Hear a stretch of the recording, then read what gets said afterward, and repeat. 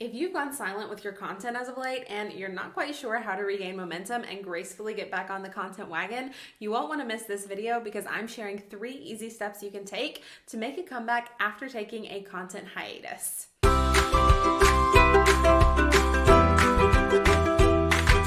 Hey there, I'm Elli Runkles and I help online business owners create a seamless and connected content marketing system that's focused on getting you real business results. So you're not just creating content for content's sake, but it's leading to consistent sales and clients. I wholeheartedly believe that consistently putting out strategic, valuable content is the #1 way to build an audience of ideal clients who are ready to work with you. But sometimes you just need to take a break. And whether you intentionally decided to take off time from creating content, or you just couldn't find the time to create content one week, and then that turned into 2, and then 3, and then all of a sudden it's been months since you last wrote a blog post or emailed your list or posted on social media, and you're really not sure what happened or where the time went. Does that sound familiar? Well, it happens to the best of us, and I definitely have been there before. And once you make that realization and decide it's time to get back on track with content, what's next? Well, I've got some recommendation for you. So first off, I recommend that you acknowledge your absence. It's so important to let your audience know why you've gone silent, even if that answer is just, well, life happened, or you've been busy working on some exciting things with clients, or you've stepped away from the business completely to focus on other priorities. Whatever the case may be, your audience will be understanding, but they'll also be curious and want to know what you've been up to.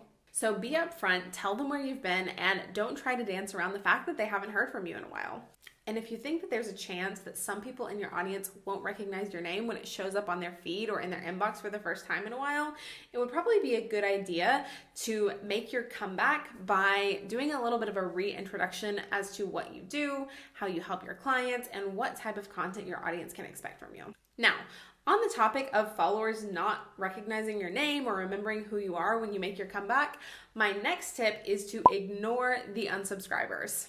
Now, I don't want the idea that people might unsubscribe or unfollow when you start putting out content again for the first time in a while deter you from showing up, but it's definitely a possibility that some people will either not remember signing up for your email list or following you in the first place, and so they'll unsubscribe or unfollow at that point, or maybe they're just at a totally different place in their business now or in their life now, and they no longer need what you have to offer. So a few unsubscribers or unfollows is to be expected, and that is totally fine, and it says nothing about whether or not you should continue showing up, because you definitely should.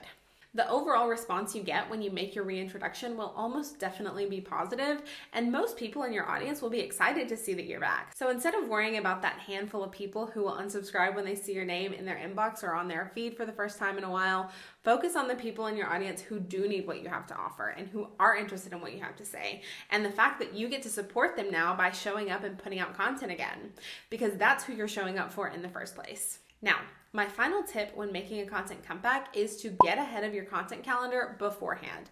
Trust me, this will make your life so much easier as you ease back into creating content on a regular basis.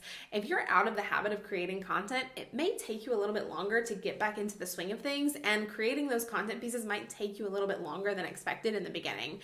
And when you show up for your audience again for the first time in a while, you want to make sure that you're prepared to show up regularly now that you're back. So I recommend that you create about a month's worth of content before sending out that first comeback email or making that reintroduction post on Instagram. This way, you'll be coming out ahead and starting on a good foot rather than getting right back into that old habit of scurrying around to get a new piece of content out each week. And your audience hasn't heard from you in a while anyways, so why not take advantage of that and give yourself some grace and some breathing room that will help you to keep putting out content on a regular basis moving forward by getting ahead of the game before you get started. Now, if you want to learn more about how you can effectively and consistently create content that attracts and converts ideal clients, you won't want to miss my brand new 3-part training series happening next week, where I'll be teaching you exactly what you need to do in order to conquer your content strategy to attract and convert ideal clients with ease. This live training series is totally free, and it kicks off next Tuesday, February 18th. So be sure to sign up at ellirunkles.com/training so you don't miss out.